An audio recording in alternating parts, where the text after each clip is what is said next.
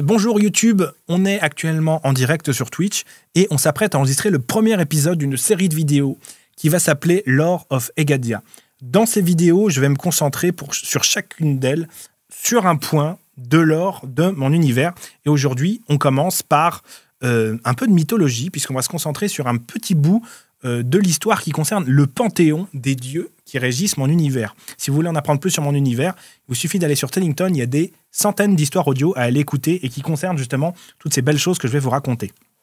Et on décide donc de se concentrer maintenant sur une forme de genèse de l'univers, puisqu'on va s'attarder sur un personnage très important qui s'appelle Holheim et qui est le premier des dieux. Allez, c'est parti. On retourne sur Obsidian. C'est parti. Donc là, ce qu'on étudie, c'est au début de tout. Au début de tout, alors que Holheim, premier des dieux, était seul dans l'immensité du vide, ce dernier demanda au néant qu'il avait engendré la possibilité de créer. Le vide, qu'il aimait beaucoup, lui qui était son premier-né, lui accorda ce pouvoir et Holheim devint capable de tout. Il décida alors de créer d'autres dieux, car il se sentait seul dans le vide. Très vite, il eut femmes, enfants, frères et sœurs, mais très vite également, il se mit à avoir peur. Peur de ne plus être tout.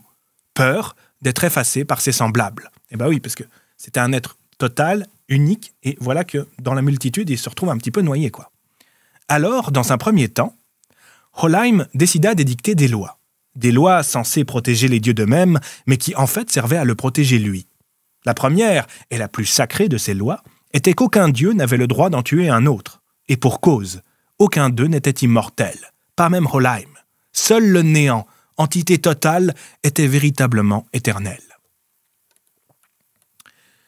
Les vies des êtres divins pouvaient s'étendre sur des siècles, et leur nature leur permettait de maîtriser la magie, mais ils pouvaient tout de même être tués. C'était d'ailleurs ce qui faisait le plus peur à Holheim.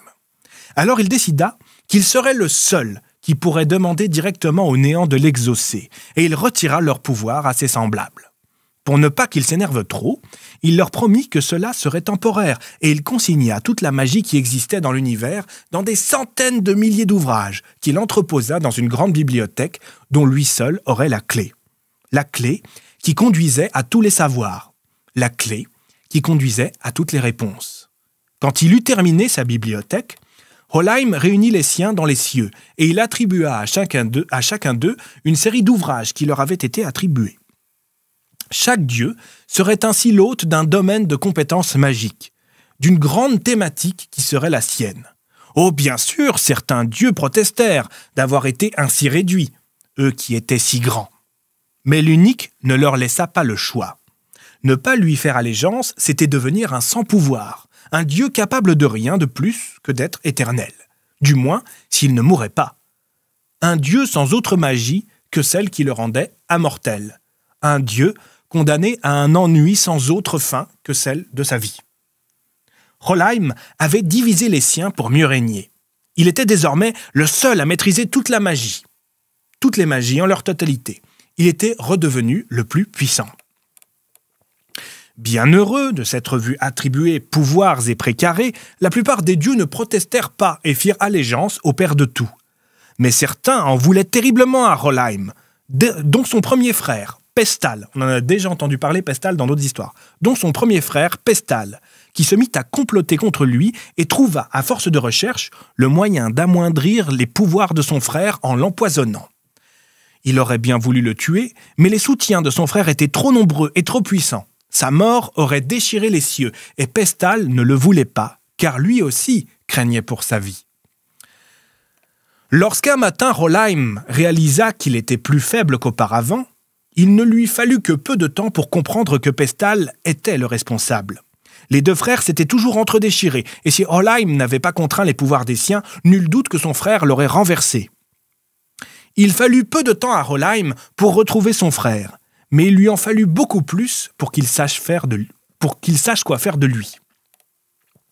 Après avoir longuement débattu avec ses fidèles, Holheim décida d'organiser un vote.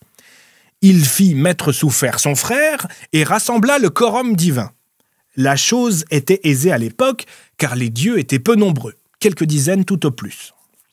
Le procès se tint sur la place des colonnes, et les faits furent exposés par Jastéide, déesse des causes justes et plus sage des dieux. Le réquisitoire contre Pestal fut implacable, mais le sourire d'Ollheim s'effaça bientôt derrière sa barbe quand son frère usa de son droit de réponse. Il critiqua violemment le père de tout et motiva son geste avec une ardeur telle que le quorum fut divisé. Donc le quorum divin, l'assemblée des dieux, etc.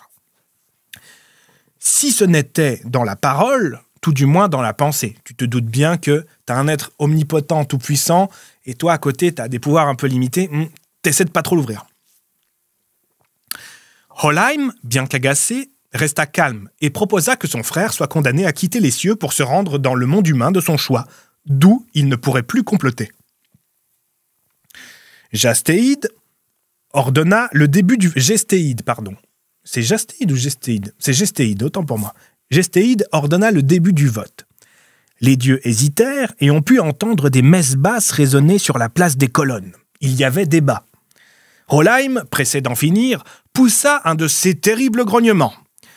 Les premières mains se levèrent timidement aux plus grandes dames de Pestal. Mais tout ne se passa pas comme Ollheim l'aurait voulu. Le père de tout était tellement sûr de lui qu'il fut profondément heurté quand au moment du vote il n'obtint pas l'unanimité. Près d'un quart des dieux rejetèrent la proposition du premier-né. Ollheim n'était plus tout puissant au sein du quorum. Il enragea et se mit à invectiver ses opposants, tandis que Pestal savourait sa petite victoire. Malgré le poison qu'il avait amoindri, Ollheim était toujours très puissant, bien plus que la plupart de ses semblables. Il décida de laisser tomber le consensus et s'abandonna à la violence pure. Il bondit hors de son siège et se précipita vers Pestal, accusant ses opposants de trahison et invitant ses fidèles à les stopper. Mais contre toute attente, Jaestide... En fait, j'ai mal écrit le nom de la déesse à plusieurs endroits. Un coup, c'est Jaestide, un coup, c'est Gestéide. Mais je crois que c'est Jaestide. Normalement, c'est Jaestide. C'est Jaestide. Mais contre toute attente, Jaestide invoqua son bouclier et se plaça entre les deux frères ennemis, envoyant un signal fort aux deux camps. Mais au lieu d'être apaisé, Ollheim enragea plus encore. Il changea d'objectif et bondit sur un des soutiens de Pestal, qu'il prit à la gorge avant de le soulever. Un geste qui sidéra l'assemblée. D'ordinaire, les dieux se battaient à coups de sortilèges et à bonne distance, jamais au corps à corps. C'était bien trop dangereux. Et il y avait risque d'enfreindre la mère de toutes les lois. Trop de risque de tuer un frère. Ce jour-là, sur la place des colonnes, Ollheim enfreint pour la première fois la première des lois, emportant dans l'étreinte mortelle de ses doigts le jeune Héracme, un des fils de Pestal, faisant de lui le premier dieu à périr. Pestal, fou de chagrin, s'effondra au sol. Le geste du premier-né avait été d'une telle violence qu'une partie des autres dieux, choqués, prirent la fuite, craignant pour leur vie. Ne restèrent au sein du quorum que les plus vaillants. Les partisans de Pestal, enhardis par le tragique événement, ne retinrent ni leur coup, ni leur sort. Et du premier mort, nous passâmes au premier carnage, et du premier carnage à la première guerre. Durant de longues semaines, les cieux s'embrasèrent, et les mortels qui vivaient dans les mondes d'en bas purent voir en levant la tête d'étranges formes se dessiner dans les nuages, de jour comme de nuit.